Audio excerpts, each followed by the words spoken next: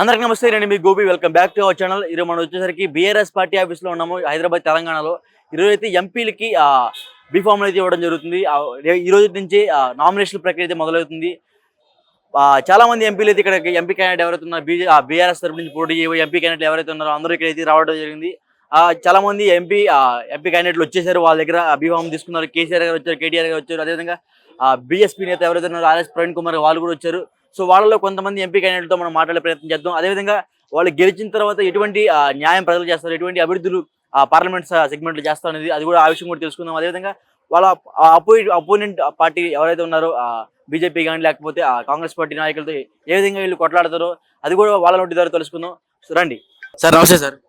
Sir, BRS party నుంచి MP అభ్యర్థిగా B Pharm అందుకున్నారు. మీకు ఎలా అనిపిస్తుంది? సంతోషం ఎంత సంతోషం బయటికి వ్యక్తపరుస్తున్నారు? చాలా సంతోషం అనిపిస్తుంది.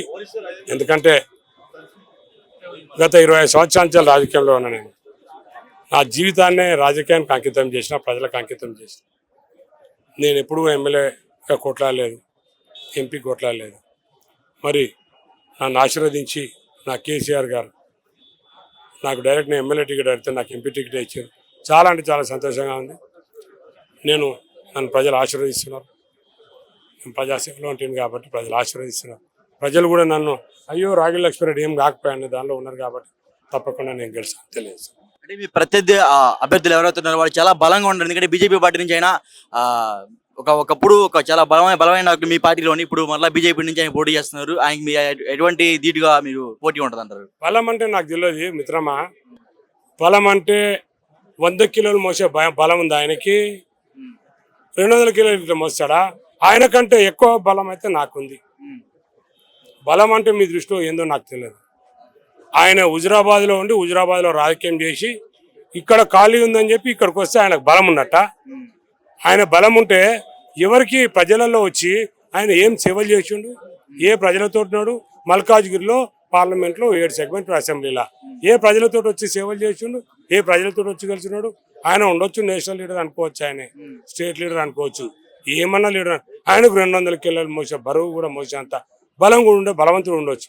నేను అవన్నీ పట్టించుకోను, నేను గెలిస్తా, ప్రజలను ఆశీర్వదిస్తాను. సరే, అదేవిధంగా లాస్ట్ ఇప్పుడు మల్కాజ్గిరి అంటేనే కాంగ్రెస్ అడ్డా, అది ఇప్పుడు అదే కాంగ్రెస్ అడ్డాలో మీరు నిలబడబోతున్నారు. మీ గెలుపు అవకాశాలు ఎలా ఉంటాయి అంటారు?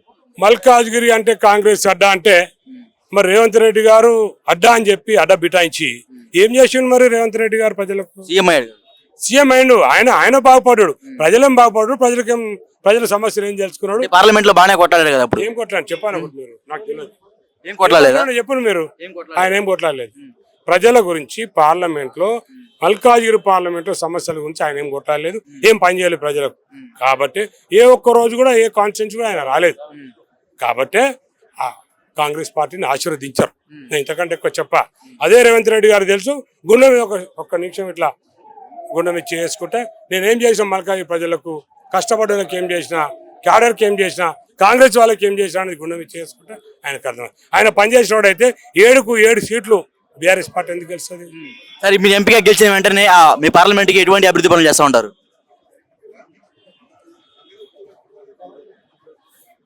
నేను ఎంపీగా గెలిచిన తర్వాత మా దగ్గర సమస్యలు చాలా ఉన్నాయి. మల్కాజ్గిరి పార్లమెంట్లో ముఖ్యంగా మరి చాలా బ్రిడ్జెస్ గురించి సెంట్రల్కి సంబంధించినవి బ్రిడ్జెస్ ఉన్నాయి. అదే కాకుండా మరి మల్కాజ్గిరిలో చాలా రైల్వే ట్రాక్ల సమస్యలు ఉన్నాయి. అదే కాకుండా మరీ ముఖ్యంగా కంటోన్మెంట్లో, సికింద్రాబాద్ కంటోన్మెంట్లో రోడ్స్ విషయంలో చాలా ట్రాఫిక్ ప్రాబ్లమ్స్ చాలా. ఇంకోటి సెంట్రల్ స్కూల్స్, అంతా సెంట్రల్ ఇన్స్టిట్యూషన్స్ చాలా ఉంటాయి. సెంట్రల్ స్కూల్స్ విషయంలో చాలా సమస్యలు ఉన్నాయి. అవన్నీ సమస్యలు కూడా తప్పకుండా నేను పార్లమెంట్లో కొట్లాడతా. పార్లమెంట్లో కొట్లాడి నేను పనిచేస్తా. అదే కాకుండా పార్లమెంట్లో లేట్ అయితే కూడా నాకు పని పాట ఏం లేదు, ప్రజల గురించే నా పని. అక్కడనే పడుకుంటా పార్లమెంట్ బయట అని కూడా మీకు చెప్తాను. Thank you. సో చూసాం కదా, మల్కాజ్గిరి నుంచి బీఆర్ఎస్ పార్టీ నుంచి ఎంపీగా పోటీ చేసి రాగిల్ లక్ష్మీరెడ్డి గారు మన ముందు మాట్లాడడం జరిగింది. ఆయన గెలుపు ధీమా అయితే చాలా ఆశాభావంగా వ్యక్తం చేయడం జరుగుతుంది. అదేవిధంగా ఈటల రాజేంద్ర ఎంత పెద్ద బలవంతులైనా సరే ఖచ్చితంగా మేము ఢీకొనే సత్తా మాకుంది అని బీఆర్ఎస్ పార్టీకి ఉందని ఆయన గెలుపు ధీమా అయితే వ్యక్తం చేస్తున్నారు. నమస్తే అన్న. ఈసారి హైదరాబాద్ నుంచి పోటీ చేయబోతున్నారు. ఎంపీగా గెలవబోతారా లేకపోతే ఓడిపోతారా అనేది ప్రజల చేతిలో అయితే ఉంది. మీ గెలుపు ధీమా అయితే ఎలా వ్యక్తం చేస్తున్నారు? అక్కడ గెలిస్తే నేనే గెలుస్తా కదా. ఆడ నేను పోరాటం చేస్తున్నా ఇద్దరి మీద, బీజేపీ మీద ప్లస్ ఎంఐఎం మీద. నిక్కార్సుగా అయిన అభివృద్ధి చేసింది మా నాయకుడు కేసీఆర్ గారు నాయకత్వంలో ఎన్ని అభివృద్ధి పనులు చేసిండు, సంక్షేమాలు అందించిండు. ఇవాళ బీజేపీకి ఏమున్నది చెప్పుకోవడానికి? వాళ్ళు ఏం చేసిరని చెప్పుకుంటారు? అభివృద్ధి చేయలేదా? టెక్నాలజీ వాళ్ళకి అధికారమే రాలే, ఏడ చేస్తారు అభివృద్ధి? మేము 10 సంవత్సరాలు అధికారంలో ఉన్నాం, సంక్షేమాలు అందించినాం. తద్వారా ఎంతో మంది లక్షల కొద్ది పాత నగరంలో ప్రజలు లబ్ధి పొందిండ్రు. ఇవాళ ఓటు అడిగే హక్కు, నైతిక హక్కు మాకు ఉన్నది, వాళ్ళకేడున్నది? ఇక మీకు ఎంఐఎం అయితే ప్రజలందరూ ఇప్పుడు మాధవిలత చెప్తున్నది, ప్రజలందరూ చెప్తున్న అభివృద్ధి లేదు కదా. మరి బీఆర్ఎస్ కు ఓటేస్తే మేమే అభివృద్ధి చేసి చూపెడతాం కదా. అంటే మాధవిలత గారికి సెంట్రల్ నుంచి మోడీ గారి దగ్గర నుంచి బాగా ఫుల్ సపోర్ట్ ఉందని బయట వార్తలు అయితే వస్తున్నాయి. దాని మీద మీరే ఉంటారు? వస్తున్నాయి అంటే ఆ పార్టీ విషయం, వాళ్ళ అంతర్గత విషయం. ఆమెకు ఎటువంటి అనుభవం లేదు, రాజకీయ అనుభవం లేదు. 3 నెలల ముందు వచ్చింది. ఆమె ఒక కరుడు కట్టిన వ్యాపారవేత్త. ఆమెను మెంబర్షిప్ లేని ఆమెకు టికెట్ ఇచ్చారు. టికెట్ ఇచ్చి ఇప్పుడు ఆమెకి ఏముందని అంటే అది బుగ్గకు గ్యాస్ కొడతారు కదా, గ్యాస్ కొడితే బల్లూన్ పెద్దగా అవుతుంది, అట్లా తయారు చేస్తారు బీజేపీ పార్టీ. అయితే దాంట్లో ఏమవుతుంది? అట్లా ఇది రాజకీయాలలో అట్లాంటివి నడవయి, ఈ హైపులు నడవయి. ఈ వెనకకే మేము ఆమెకు ప్రోత్సహించి ఆమెను పెద్దగా హైలైట్ చేస్తే దాంట్లో అవుతుంది ఏమీ కాదు. కాబట్టి మేము ఏం చెప్తున్నామంటే బీజేపీ పార్టీ మాధవిలత మా హైదరాబాద్ వాసి కాదు. ఆమె హైదరాబాద్ వాసి కాదు. ఆమె ఉంటది బంజారాహిల్స్ లా, మేము ఉంటాము ఆ గల్లీలా. ఏది పాతనగరం గల్లీలో మేము ఉంటాం. మా తాతలు ముత్తాతలు అంతా మేము హైదరాబాదు. ఆ హైదరాబాద్ ఒక మట్టి వాసన, చెమట వాసన, ఆ కంపు వాసన, ఇవన్నీ మేము భరించి రాజకీయాలు చేస్తున్నాం. మాధవిలత వస్తుందా? ఆమె స్టైలిష్ మనిషి అంటే వెళ్తుంది కదా, అంటే ప్రతి ఇంటికి తిరుగుతుంది కదా. అవన్నీ ఇంటికి ఏంటి అని అంటే అది 10 మందిని వేసుకొని ఎట్లా ఉన్నదంటే ఇప్పుడు షూటింగ్ ఉంటది కదా, యాక్షన్ టేక్ ప్యాకప్ అంతే. అంటే ఇప్పుడు ప్రజలు కూడా అలాంటివి లైక్ చేస్తున్నారు. అదే అవుతుంది అంతే. ఇప్పుడు ప్రజలకు ఏం తెలుసు? 13వ తారీఖు నేను చెప్తున్నా. ఇప్పుడు ప్రజలు కొత్తగా వచ్చింది కదా, ఏదో 4 మాటలు మాట్లాడుతుంది కదా, వింటున్నారు. కానీ ప్రజలకు తెలిసిపోతుంది 13వ తారీఖు ఎన్నికలు అవుతాయి, ఓట్లు పడతాయి. 14వ తారీఖు ఆమె ప్యాకప్ చేసుకుంటది. ఇక మళ్ళీ హైదరాబాద్ వైపు వచ్చేది లేదు. ఆడ ఆమె నిల్చొని ఏమీ పని చేసేది లేదు. కేవలం మాటల గారడీ చేసి, కేవలం ఏంటి అని అంటే మనుషులను తికమక చేసి ఏదో నాకు గొప్పగా తెలుసు అన్నది ఒక బిల్డప్ ఇచ్చేసుకొని ఆమె రాజకీయాలు కేవలం చేస్తున్న తప్పితే క్షేత్రస్థాయిలో ఆమె పని లేదు. ఆమెను ఎవరు గుర్తుపడతారు? ఆమె మహానటి, ఆమె పెద్ద యాక్టర్, మహానటి. ఆమె ఏంటి అని అంటే యాక్షన్ చేస్తున్నది, ఒక యాక్షన్ చేస్తుంది. 13వ తారీఖు ప్యాకప్ అయిపోతుంది కదా, ఇంకేమున్నది ఆమెతో. మాధవిలత గారి విషయం పక్కన పెడితే అక్కడ ఇప్పుడు దాకా ఓటమి ఎరుగని నాయకుడు అసదుద్దీన్, ఆయన మేము గెలుస్తారనే నమ్మకం ఉందా? ఆయన అభివృద్ధి చేయలేదు. నాకు ఇస్తే నేను చేస్తాను చెప్తున్నా కదా. ఇప్పుడు ప్రజలు అందరికి తెలుసు పాత నగరం అభివృద్ధి కాలే, నాకు ఓటేయండి, మరి అభివృద్ధి చేస్తా కదా నేను. మరి ఎందుకు ఇంకా మరి అక్కడ ప్రజలు ఎందుకు ఇంకా మారట్లేదు అంటారు? అదే చైతన్యం చేస్తున్నాం కదా, ప్రజల దగ్గరికి వెళ్తున్నాం, ప్రజలను మేము కోరుతా ఉన్నాం, ప్రజలను జాగృత పరుస్తా ఉన్నాం, అభివృద్ధి నినాదం ఎత్తుకున్నాం. ఈ మతతత్వవాదం వద్దు.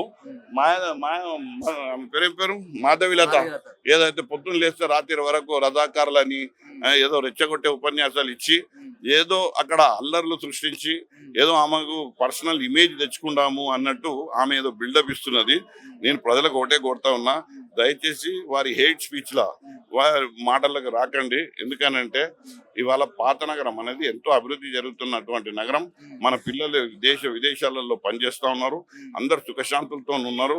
కేవలం ఈ మాధవిలత వచ్చి ఇలాంటి రెచ్చగొట్టే ఉపన్యాసాలు ఏదైతే ఇస్తుందో ఈమెను అస్సలు మీరు ఆహ్వానించకండి, ఈమెను దగ్గర రానియకండి, ఈమెను తరిమి కొట్టండి.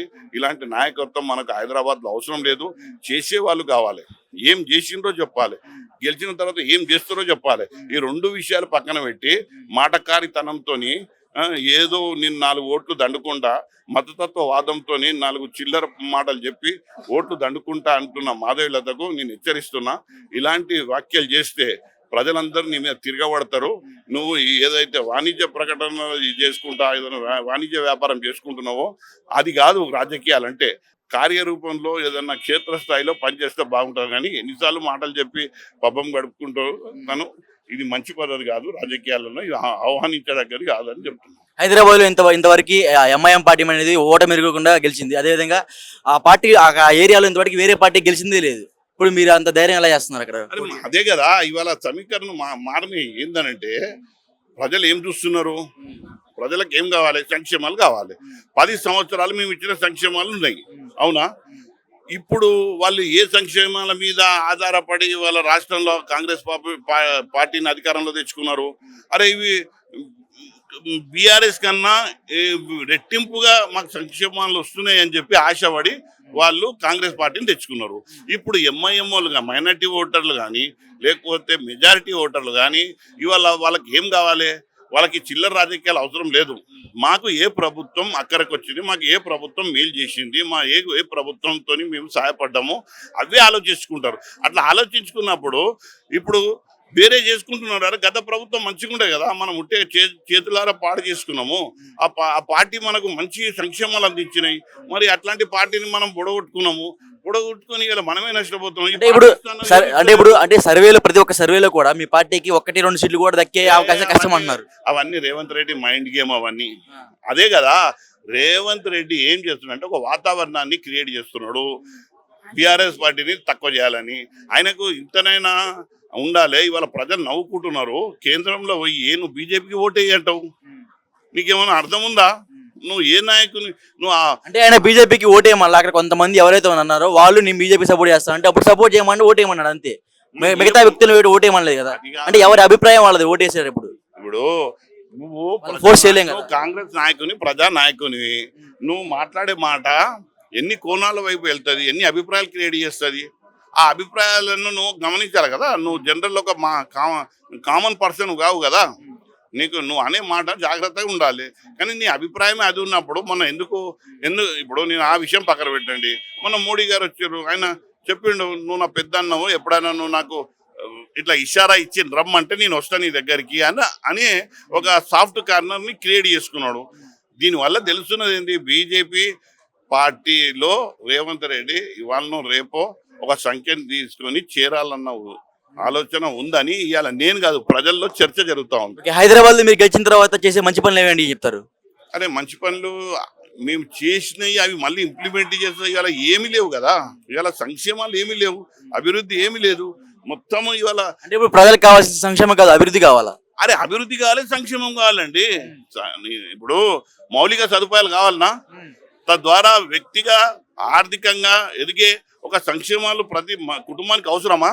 మన ఆ రకంగా ఇవాళ షాదీ ముబారక్, కళ్యాణ్ లక్ష్మి, ఇవాళ డబల్ బెడ్రూమ్లు, నీకు పెన్షన్ 200ది 2000 చేయడము, మరి ఇవన్నీ సంక్షేమాలు వాళ్ళు లాభం పొందిరు కదా. గత ప్రభుత్వంతో లాభం పొందిరు కదా. మరి ఈ ప్రభుత్వం ఏమి ఇచ్చింది? మహిళలకు 2500 ఇస్తా అన్నది పెద్ద మోసం. ఇక ఇప్పుడు చెప్పింది ఏంది? 500 గ్యాస్ అన్నది పెద్ద డోకాబాజీ. ఇక ఇప్పుడు ఏమంటది? మహిళలకు ఉద్యోగాలకు, యువకులకు మహిళలకు ఉద్యోగాలు అన్నది పెద్ద డోకాబాజీ. ఇవన్నీ రేవంత్ రెడ్డి ఒక గేమ్ ప్లాన్లా అంతా వీళ్ళంతా ప్రజలు ఒకసారి నమ్మిండ్రు, చిక్కుకున్నారు. ఇప్పుడు ఈ 4 నెలల్లో వాళ్ళ గ్రాఫ్ మొత్తం పడిపోయింది.